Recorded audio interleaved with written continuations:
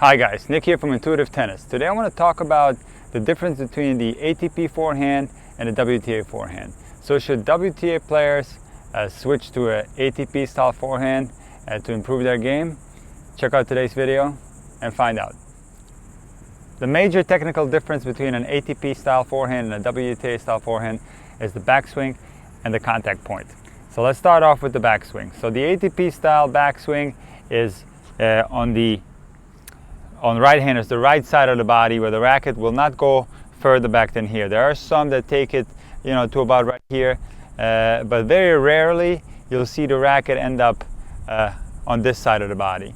There's only two players in the top 100 that have this style of backswing. That's Jeremy Chardy and Florian Mayer, but it's pretty much 99.99% of male players at the high level, not only ATP, even at the college level or high level juniors, have a backswing that goes to about right here. So the WTA style backswing goes to about right here. And let's just take the current number 1 and 2 in the world, Simona Halep and Caroline Wozniacki. They will take the racket back to about right here. And this is true for the majority of the WTA players. I would say 99% of the players have a backswing that goes here. There are some that take it a little bit less further back, like Garbine Muguruza and several others. They have more of a, let's say, an ATP style backswing. But the majority of the women's players, including some of the greatest players in the history of the women's game, have a backswing that goes to about right here. What is the reason for the WTA players taking a longer backswing on their forehands? Well, the number one reason for it is a contact point that's closer to the body. So the WTA players are going to make contact much closer to the body than the men. And the WTA players still hit the ball in front. So their right shoulder is in front of the left shoulder. But if you look at their elbows, not only are they bent, and 99% of them have a bent arm, and very rarely you see someone with a straight arm. So they are bent, but not only are they bent, the elbow is very close to the body.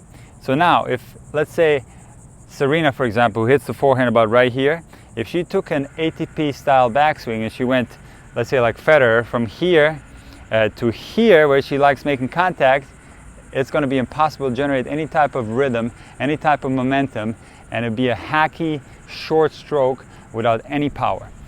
This type of backswing only works when the contact point is further out front, where even with a bend, what you see in the men, let's talk about the men who have a bent arm, they will hit the ball further in front. So you'll see more spacing between the elbow and the upper body, such as Wawrinka, Djokovic, Andy Murray.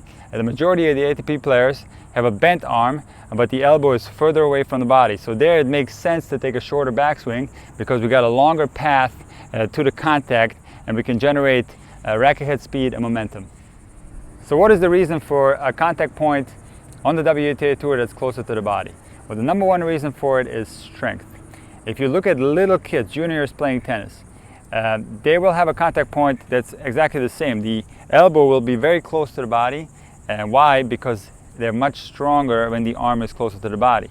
They feel less strength when the arm gets further away. And this is the same for the WTA players.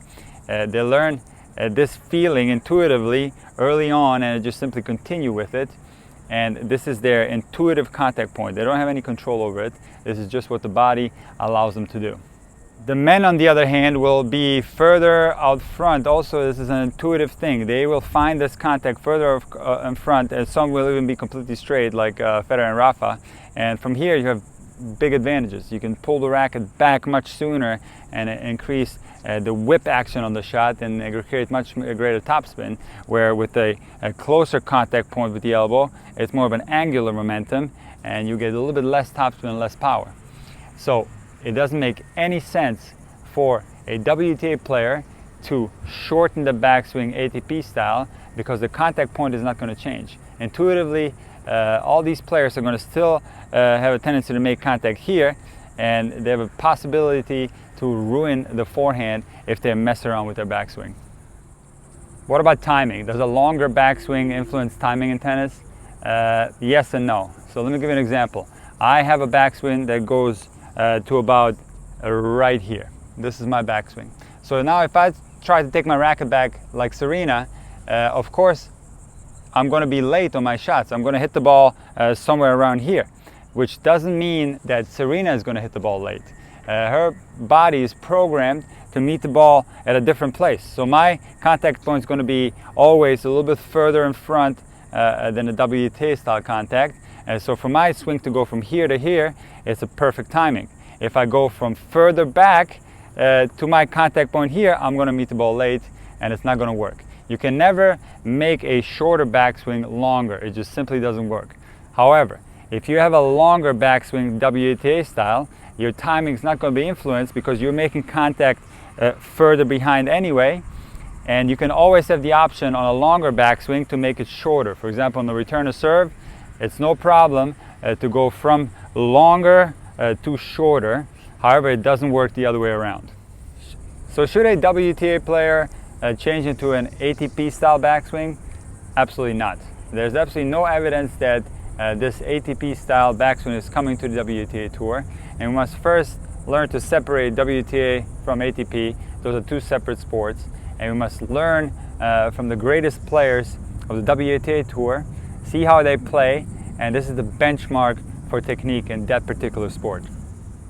In my personal experience in the last 25 years of coaching, I found that young females will find this backswing completely on their own. The body has a way of figuring out where to make contact and where to take the racket back. It's the intuitive zone of a stroke, and everything sinks in on a player that's consistent and being able to hit the ball aggressively. If you try to mess with those things, you can hurt the development of this player, and you will also find that the boys at the same age will find the ATP backswing completely on their own, and their contact point with time is going to go further in front. So this is something that happens completely intuitively and should not be messed with. Thanks guys for watching this video. Hope you enjoyed it. Please leave a comment in the section below. I'll make sure to answer. Like the video and subscribe if you haven't already. I will see you next time.